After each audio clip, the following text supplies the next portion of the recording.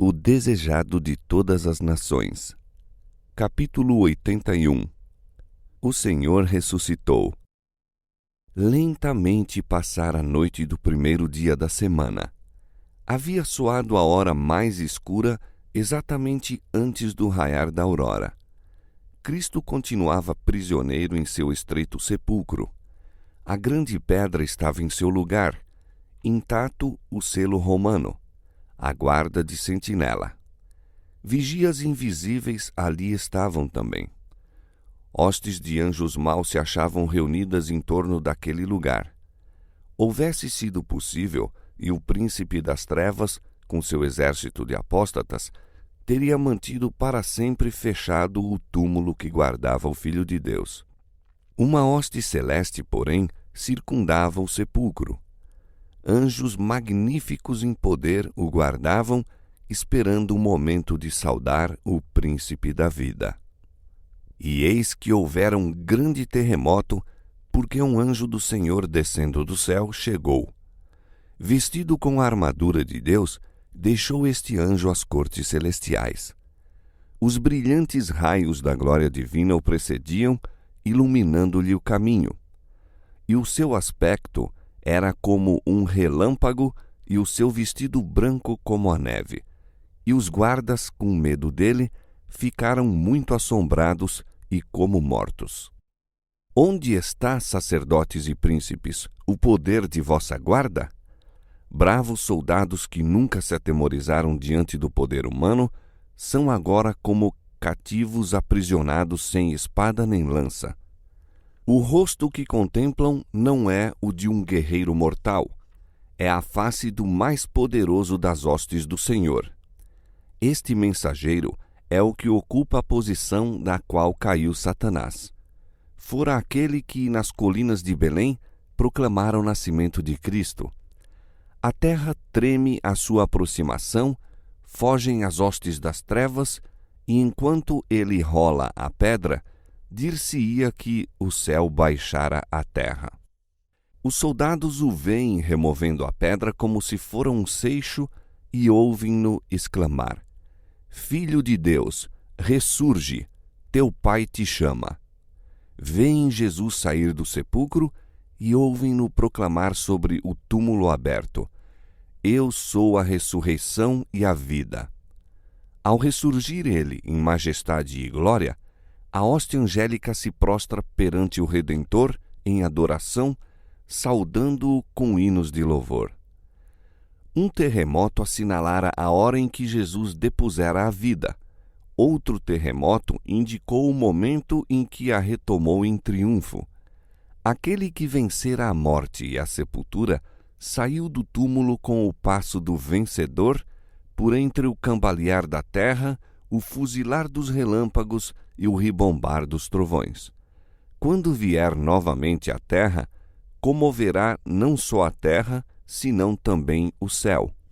De todo vacilará a terra como o ébrio, e será movida e removida como a choça. E os céus se enrolarão como um livro, os elementos ardendo se desfarão, e a terra e as obras que nela há se queimarão. Mas o Senhor será o refúgio do seu povo e a fortaleza dos filhos de Israel. Ao morrer Jesus, tinham os soldados visto a terra envolta em trevas ao meio-dia. Ao ressurgir, porém, viram o resplandor dos anjos iluminar a noite e ouviram os habitantes do céu cantarem com grande alegria e triunfo: Tu venceste Satanás e os poderes das trevas, tu tragaste a morte na vitória. Cristo saiu do sepulcro glorificado e a guarda romana o contemplou.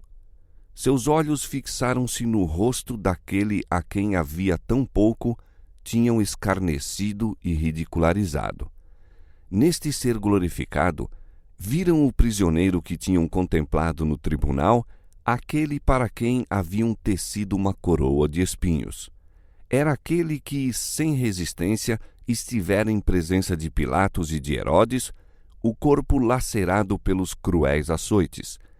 Era aquele que fora pregado na cruz, para quem os sacerdotes e os príncipes cheios de satisfação própria, haviam meneado a cabeça, dizendo: salvou os outros e a si mesmo não pôde salvar-se. Era aquele que fora deposto no sepulcro novo de José. O decreto do céu libertara o cativo. Montanhas amontoadas sobre montanhas em cima de seu túmulo não o poderiam haver impedido de sair. À vista dos anjos e do Salvador glorificado, os guardas romanos desmaiaram e ficaram como mortos. Quando a comitiva celeste foi oculta a seus olhos, eles se ergueram e, tão rápido como lhes permitiram os trêmulos membros, encaminharam-se para a porta do horto. Cambaleando como ébrios, precipitaram-se para a cidade, dando as maravilhosas novas àqueles com quem se encontravam. Iam em busca de Pilatos, mas sua narração foi levada às autoridades judaicas e os principais dos sacerdotes e os príncipes mandaram-nos buscar primeiro a sua presença. Estranho era o aspecto daqueles soldados. Tremendo de temor, faces desmaiadas, testificaram da ressurreição de Cristo. Disseram tudo exatamente como tinham visto. Não haviam tido tempo de pensar ou falar qualquer coisa que não fosse a verdade. Com doloroso acento, disseram: foi o Filho de Deus que foi crucificado. Ouvimos um anjo proclamá-lo a majestade do céu, o Rei da Glória. O rosto dos sacerdotes estava como o de um morto. Caifás tentou falar. Moveram-se-lhe os lábios, mas não conseguiram emitir nenhum som. Os soldados estavam para deixar a sala do conselho quando os deteve uma voz. Caifás conseguira falar por fim. Esperai, esperai, disse. Não digais a ninguém o que vistes. Uma mentirosa história foi então posta na boca dos soldados. Dizei: vieram de noite os seus discípulos e, dormindo nós, o furtaram. Aí se enganaram os sacerdotes. Como poderiam os soldados dizer que os discípulos tinham furtado o corpo enquanto eles dormiam? Se dormiam, como podiam saber? E houvessem os discípulos provadamente roubado o corpo de Cristo, não teriam os sacerdotes sido os primeiros a condená-los? Ou, caso houvesse as sentinelas dormido ao pé do sepulcro, não teriam os sacerdotes se apressado a acusá-los a Pilatos? Os soldados horrorizaram-se ao pensamento de trazerem sobre si mesmos a acusação de dormirem em seu posto. Era este um delito castigado com a morte. Deveriam dar um falso testemunho, enganando o povo e pondo em perigo a própria vida? Não tinham feito com toda a vigilância sua fatigante guarda? Como suportariam a prova, mesmo por amor do dinheiro, se juravam falso contra si próprios? A fim de impor silêncio ao testemunho que temiam, os sacerdotes prometeram salvaguardar os soldados, dizendo que Pilatos quereria tão pouco como eles próprios que aquela notícia circulasse. Os soldados romanos venderam sua integridade aos judeus por dinheiro. Chegaram à presença dos sacerdotes carregados com a mais assustadora mensagem de verdade. Saíram com uma carga de dinheiro e tendo na língua uma falsa história para eles forjada pelos sacerdotes. Entretanto, a notícia da ressurreição de Cristo fora levada a Pilatos. Se bem que este houvesse sido responsável por entregar Jesus à morte, estava relativamente descuidoso. Embora tivesse condenado o Salvador contra a vontade e com o sentimento de compaixão, não experimentara ainda verdadeiro pesar. Aterrado, fechara-se agora em casa, decidido a não ver ninguém. Os sacerdotes, porém, abrindo caminho até sua presença, contaram a história que haviam inventado e pediram-lhe que passasse por alto a negligência do dever por parte das sentinelas. Antes de assim fazer, ele próprio interrogou particularmente os guardas. Estes, temendo pela própria segurança, não ousaram ocultar nada e Pilatos tirou deles a narração de tudo quanto ocorrera. Não levou adiante a questão, mas desde aquele dia não houve mais paz para ele. Quando Jesus foi posto no sepulcro, Satanás triunfou. Ousou esperar que o Salvador não retomaria novamente a vida. Reclamava o corpo do Senhor e pôs sua guarda em torno do túmulo, procurando manter Cristo prisioneiro. Ficou furioso quando seus anjos fugiram diante do celeste mensageiro. Ao ver Cristo sair em triunfo, compreendeu que seu reino chegaria a termo e que ele devia morrer afinal. Matando Cristo, os sacerdotes se tinham tornado instrumentos de Satanás. Achavam-se agora inteiramente em seu poder. Estavam emaranhados numa teia da qual não viam escape senão continuando sua guerra contra Cristo. Ao ouvirem a notícia de sua ressurreição, temeram a ira do povo. Recearam que a própria vida corresse perigo. A única esperança para eles era provar ser Cristo um impostor, negando haver ressuscitado. Subornaram os soldados e conseguiram o silêncio de Pilatos. Espalharam por perto e por longe sua mentirosa história. Testemunhas havia, porém, a quem não podiam reduzir ao silêncio. Muitos tinham ouvido falar do testemunho dos soldados quanto à ressurreição de Cristo, e alguns dos mortos ressuscitados com Jesus apareceram a muitos, declarando que ele ressurgira. Foi levada aos sacerdotes a notícia de pessoas que tinham visto esses ressuscitados, ouvindo o testemunho deles. Os sacerdotes e os principais estavam em contínuo terror não acontecesse que, ao andar pelas ruas ou no interior das próprias casas, se vissem a encontrar face a face com Jesus. Sentiam que não havia segurança para eles. Ferrolhos e traves não passavam de frágil proteção contra o Filho de Deus. De dia e de noite achava-se diante deles aquela horrível cena do tribunal, quando clamaram: "O seu sangue caia sobre nós e sobre nossos filhos." Nunca mais lhes havia de apagar da memória aquela cena. Jamais desceria sobre eles um sono tranquilo. Quando foi ouvida no túmulo de Cristo a voz do poderoso anjo dizendo: "Teu Pai te chama", o Salvador saiu do sepulcro pela vida que havia em si mesmo. Provou-se então a verdade de suas palavras: "Dou a minha vida para tornar a tomá-la. Tenho poder para a dar e poder para tornar a tomá-la." Então se cumpriu a profecia que fizera os sacerdotes e príncipes: "Derribai este templo, e em 3 dias o levantarei." Sobre o fendido sepulcro de José, Cristo proclamara triunfante: "Eu sou a ressurreição e a vida." Estas palavras só podiam ser proferidas pela divindade. Todos os seres criados vivem pela vontade e poder de Deus. São subordinados recipientes da vida de Deus. Do mais alto serafim ao mais humilde dos seres animados, todos são providos da fonte da vida. Unicamente aquele que era um com Deus podia dizer: "Tenho poder para dar minha vida e poder para tornar a tomá-la." Em sua divindade, possuía Cristo o poder de quebrar as algemas da morte. Cristo ressurgiu dos mortos como as primícias dos que dormem. Era representado pelo molho movido e sua ressurreição teve lugar no próprio dia em que o mesmo devia ser apresentado perante o Senhor.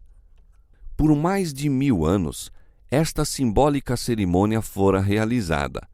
Das searas colhiam-se as primeiras espigas de grãos maduros, e quando o povo subia a Jerusalém, por ocasião da Páscoa, o molho das primícias era movido como uma oferta de ações de graças perante o Senhor. Enquanto essa oferenda não fosse apresentada, a foice não podia ser metida aos cereais, nem estes ser reunidos em molhos. O molho dedicado a Deus representava a colheita. Assim, Cristo, as primícias, representava a grande messe espiritual a ser colhida para o reino de Deus. Sua ressurreição é o tipo e o penhor da ressurreição de todos os justos mortos. Porque, se cremos que Jesus morreu e ressuscitou, assim também aos que em Jesus dormem, Deus os tornará a trazer com ele. Quando Cristo ressurgiu, trouxe do sepulcro uma multidão de cativos. O terremoto, por ocasião de sua morte, abrira-lhes o sepulcro e, ao ressuscitar ele, ressurgiram juntamente. Eram os que haviam colaborado com Deus e que, à custa da própria vida, tinham dado testemunho da verdade. Agora deviam ser testemunhas daquele que os ressuscitara dos mortos. Durante seu ministério, Jesus ressuscitara mortos. Fizera reviver o filho da viúva de Naim, a filha do principal e Lázaro. Estes não foram revestidos de imortalidade. Ressurgidos, estavam ainda sujeitos à morte. Aqueles, porém, que ressurgiram por ocasião da ressurreição de Cristo, saíram para a vida eterna. Ascenderam com ele como troféus de sua vitória sobre a morte e o sepulcro. Estes, disse Cristo, não mais são cativos de Satanás. Eu os redimi. Trouxe-os da sepultura como as primícias de meu poder, para estarem comigo onde eu estiver, para nunca mais verem a morte, nem experimentarem a dor. Esses entraram na cidade e apareceram a muitos, declarando: Cristo ressurgiu dos mortos e nós ressurgimos com ele. Assim foi imortalizada a sagrada verdade da ressurreição. Os ressurgidos santos deram testemunho da verdade das palavras: os teus falecidos viverão, juntamente com o meu cadáver eles se levantarão. Sua ressurreição era um símile do cumprimento da profecia: acordai e gritai rejubilando, vós que estáis no pó, porque o teu orvalho é um orvalho de ervas, e a terra dará de si os defuntos. Para o crente, Cristo é a ressurreição e a vida. Em nosso Salvador é restaurada a vida que se perdera mediante o pecado, pois ele possui vida em si mesmo para vivificar a quem quer. Acha-se investido do poder de dar imortalidade. A vida que ele depôs na humanidade, retoma e dá à humanidade. Eu vim para que tenham vida e a tenham com abundância, disse ele. Aquele que beber da água que eu lhe der, nunca terá sede, porque a água que eu lhe der, se fará nele uma fonte de água que salte para a vida eterna. Quem come a minha carne e bebe o meu sangue, tem a vida eterna, e eu o ressuscitarei no último dia. Para o crente, a morte não é senão de somenos importância. Cristo fala dela como se fora de pouca monta. Se alguém guardar a minha palavra, nunca verá a morte, nunca provará a morte. Para o cristão, a morte não é mais que um sono, um momento de silêncio e escuridão. A vida está escondida com Cristo em Deus, e quando Cristo, que é a nossa vida, se manifestar, então também vós vos manifestareis com ele em glória. A voz que bradou da cruz, está consumado, foi ouvida entre os mortos. Penetrou as paredes dos sepulcros, ordenando aos que dormiam que despertassem. Assim será quando a voz de Cristo for ouvida do céu. Ela penetrará as sepulturas e abrirá os túmulos, e os mortos em Cristo ressurgirão. Na ressurreição do Salvador, algumas tumbas foram abertas, mas em sua segunda vinda, todos os queridos mortos lhe ouvirão a voz, saindo para uma vida gloriosa e imortal. O mesmo poder que levantou a Cristo dentre os mortos, erguerá sua igreja, glorificando-a com ele, acima de todos os principados, de todas as potestades, acima de todo nome que se nomeia, não somente neste mundo, mas também no mundo por vir.